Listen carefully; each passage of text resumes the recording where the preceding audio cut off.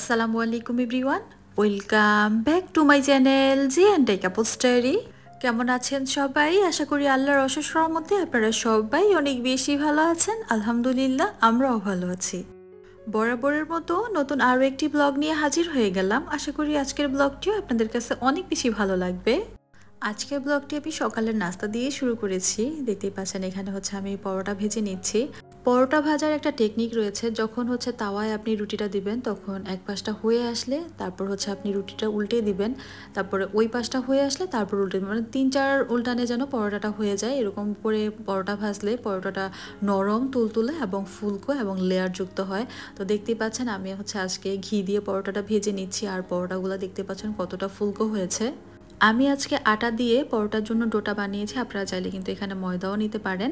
তো আটার সাথে আমি তেল আর পরিমাণ মতো লবণ দিয়েছি, দিয়ে তারপর হচ্ছে ডোটা বানিয়েছি, হালকা কুসুম গরম পানি দিয়ে ডোটা বানিয়ে নিয়েছি। আর এখন তো হচ্ছে আমি পরোটাগুলো ভেজে নিচ্ছি, দেখতে পাচ্ছেন ঘি দিয়ে পরোটাগুলো ভাজলে কিন্তু খেতে অসম্ভব মজার হয়। তো এ তো দেখতে পাচ্ছেন পরোটাগুলো কতটা সুন্দর ফুলকো হয়েছে আর কতটা সফট হয়েছে, সেটা আমি একটু পরেই আপনাদেরকে দেখিয়ে দিব। তো আমার পরোটাগুলো ভাজা হয়ে গিয়েছে, এখন হচ্ছে আমি নাস্তাটা করে নিব। আজকে নাস্তায় পরোটা সাথে একটা কালোজাম মিষ্টি নিয়েছি, আর সাথে দেখতে পাচ্ছেন অর্ধেকটা ডিম। এটা আমার হাজব্যান্ড হচ্ছে অর্ধেকটা খেয়ে বাকিটা রেখে গিয়েছে। তো এখন হচ্ছে আমি এটা খেয়ে নিব। একটা পরোটা আমি প্রথমে ডিম দিয়ে খেয়ে নিব, তারপরটা হচ্ছে আমি মিষ্টি দিয়ে খাবো। পরোটা দিয়ে মিষ্টি খেতে অনেক মজা লাগে আমার কাছে। আপনাদের কাছে কেমন লাগে অবশ্যই আমাকে কমেন্টস করে জানাবেন। আর আমি আপনাদেরকে দেখাচ্ছি পরোটাটা কতটা নরম তুলতুলে হয়েছে আর কতটা ফুলকো হয়েছে, লেয়ারযুক্ত হয়েছে, সেটাই আপনাদেরকে একটু দেখাচ্ছিলাম। এখন হচ্ছে মিষ্টি দিয়ে পরোটা খেয়ে নিচ্ছি। আমি যেভাবে আজকে পরোটাটা বানিয়েছি এভাবে যদি আপনারা বানিয়ে নেন তাহলে একদম হোটেলের মতো নরম তুলতুলে ফুলকো লেয়ারযুক্ত পারফেক্ট পরোটা আপনারা বাসায় বানিয়ে নিতে পারবেন।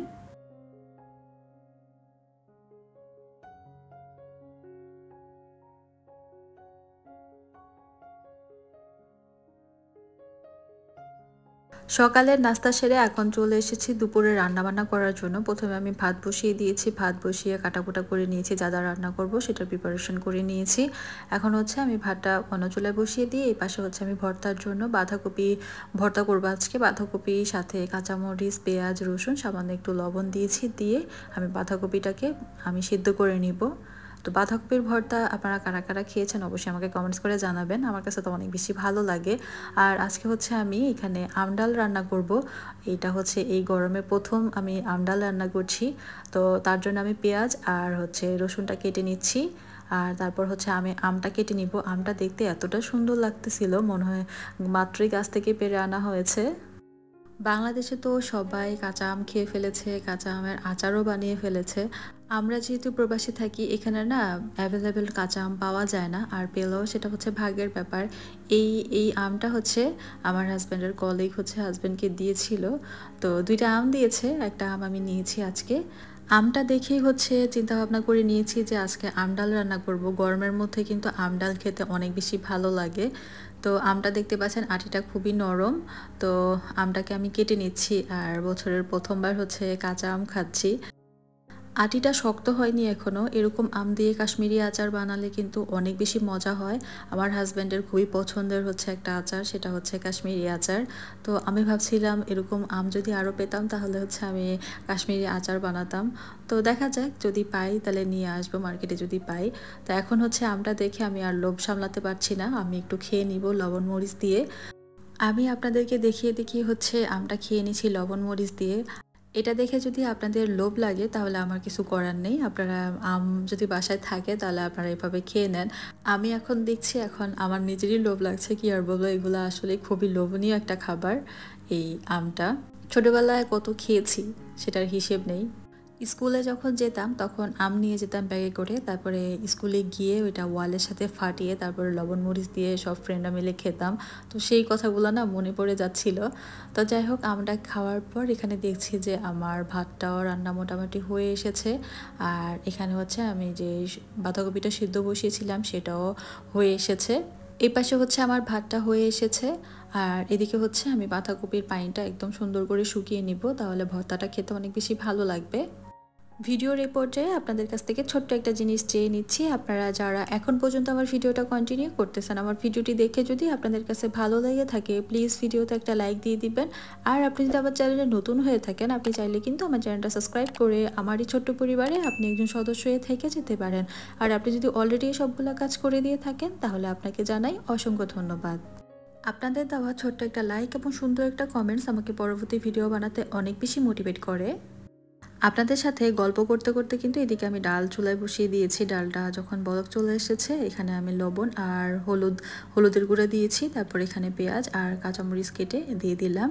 তো ডালটা সিদ্ধ হতে থাক আর এদিকে কিন্তু আমি আরও কিছু কাজ করে নিয়েছি। থালা বাসনগুলো ধুয়ে নিয়েছি, সিঙ্কটা পরিষ্কার করে নিয়েছি, কাউন্টার টপটাও আমি ক্লিন করে নিয়েছি। আর আমাদের এখানে এত পরিমাণে গরম পড়ছে কি আর বলবো, এই গরমে কিচেনে কাজ করাটা অনেক বেশি কষ্টকর হয়ে যাচ্ছে। বিশেষ করে পানি দিয়ে কাজ করাটা অনেক বেশি কষ্টকর। আমি আপনাদেরকে বাইরের ওয়েদারটা দেখাচ্ছি, দেখতে পাচ্ছেন একদম বাঘের মতো রোদ উঠেছে। এত রোদ বাইরে আর এত গরম কি আর বলবো, পানি একদম ধরা যায় না। পানি মনে হয় যেন ফুটন্ত গরম পানির মতো গরম হয়ে থাকে ট্যাপের পানি। তরকারিতে আলাদা করে পানি গরম করে দেওয়ার এখন আর কোনো প্রয়োজন নেই, কারণ ট্যাপেই একদম ফুটন্ত গরম পানি আসে। এই পানিতে কাজ করা অনেক কষ্টকর। আর গোসলের কথা কি বলবো, গোসল করতে গেলে পানি আগে থেকে ভরে রাখতে হয়। আর আমি যে কাজটা করি, ফ্রিজে বরফ রেখে দিই, তো সেই বরফটা পানির সাথে মিক্স করে নিই, তারপর গোসল করতে হয়। না হয় এই গরম পানিতে আসলে গোসল করা অনেকই কষ্ট। এখন যেহেতু গরমকাল, আমাদের এখানে টাঙ্কির পানি মনে হয় যে একদম ফুটন্ত অবস্থায় থাকে, তো সেই পানি দিয়ে কাজ করা অনেক কষ্টকর। তো যাই হোক, আমি কিন্তু এদিকে ডালটা ঘুটে নিয়েছি সুন্দর করে। তারপর এখানে আমি কাঁচা আমটা দিয়ে দিলাম। দিয়ে এখন আমি এখানে ফোড়ন দিয়ে দিব ডালে ফোড়ন দেওয়ার ক্ষেত্রে আমি যে কাজটা করি, তেল দেওয়ার পর আমি তেলের মধ্যে একটু জিরা ফোড়ন দিয়ে দিই। জিরাটা দিলে না ডালটা অনেক সুন্দর একটা ফ্লেভার আসে ডালের মধ্যে এবং খেতেও অনেক বেশি ভালো লাগে। তো জিরা ফোড়ন দেওয়ার পর আমি এখানে পেঁয়াজ আর রসুন দিয়েছি। পেঁয়াজ আর রসুনটাকে একটু লাল লাল করে ভেজে নিব। যতই গরম পড়ুক আর যতই ঠান্ডা পড়ুক, গৃহিণীদের কাজ কিন্তু বন্ধ থাকে না। সারা 12 মাসই আমাদের এই তো রান্নার কাজ করতেই হবে। কষ্ট হলেও কিন্তু এই কাজগুলো করেই যেতে হবে, কিছু করার নেই। এখন তো মে মাস চলতেছে, জুন জুলাইয়ের দিকে আরও বেশি গরম পড়বে এখানে, তখন তো আরও বেশি কষ্ট হয়ে যাবে কাজ করতে। তো কি আর করার, ভাগ্য, ভাগের উপরে তার আসলে কিছু করার নেই, তাই না? তো যাই হোক, আমি ডালের মধ্যে ফোড়নটা দিয়ে দিয়েছি। এখন সবশেষে আমি ধনেপাতা কুচি দিয়ে দিব।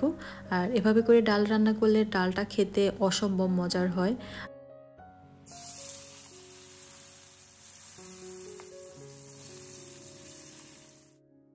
ডালটা রান্না আমার হয়ে গিয়েছে, সাথে আমি মাছটা ফ্রাই করে নিয়েছি। আর এদিকে আমি ভর্তাটা ব্লেন্ডারে নিয়ে নিয়েছি, ব্লেন্ডার জারে।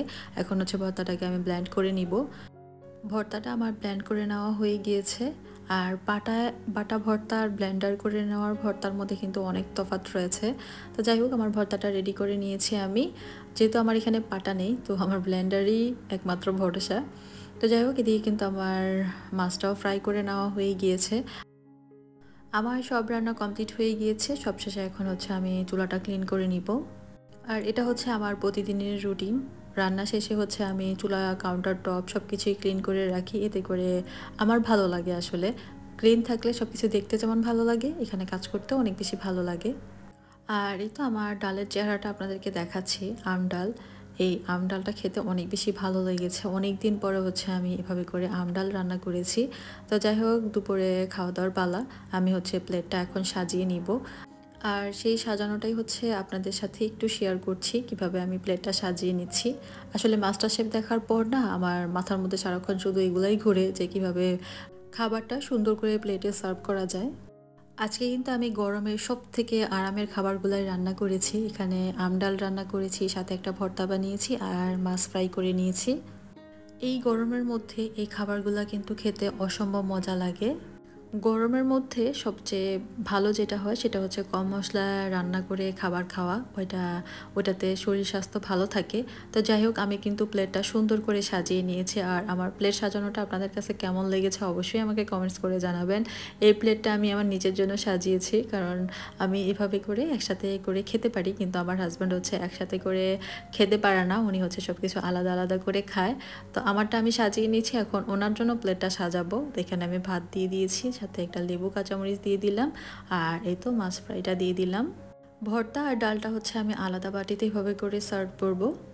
তো প্লেট সাজানোটা কোনটা আপনাদের কাছে ভালো লেগেছে অবশ্যই আমাকে কমেন্টস করে জানাবেন।